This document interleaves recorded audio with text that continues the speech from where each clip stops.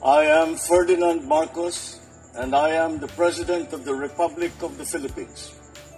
I stand today on behalf of 110 million Filipinos.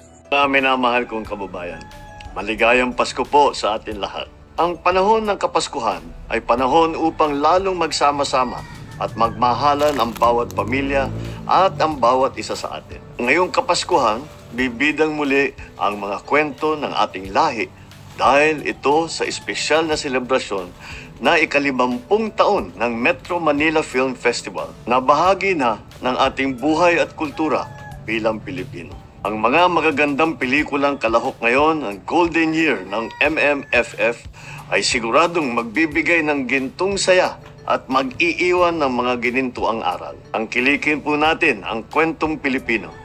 Suportahan po natin ang Metro Manila Film Festival 2024. Isama ang buong pamilya, buong barkada at panoorin ang 10 pelikula na handog ng MMFF. Mabuhay ang pelikulang Pilipino. Happy 50 years, MMFF! At muli, maligayang Pasko po sa inyo lahat. So yun mga kababayan, hello everyone, hello universe, it's me again. O diba, narinig nyo yung mensahe ng ating mahal na Pangulo tungkol dito sa Manila Film Festival, no? Ay palabas na kasi, no? Sa ating mga kababayan, tangkilikin din natin yung sariling atin. Talaga namang ito si Pangulong Marcos Jr.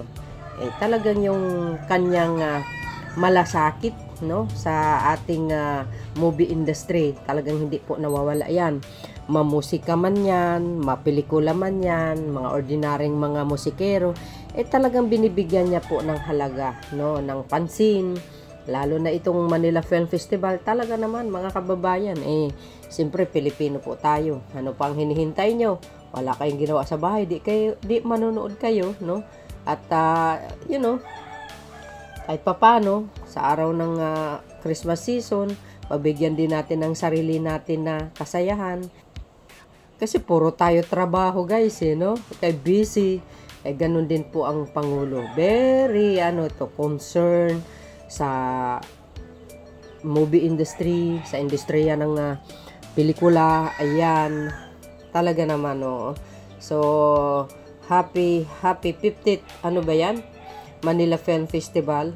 Bukas na po ang mga sinihan ngayon. Kaya manood na kayo mga beswa. So, yun guys.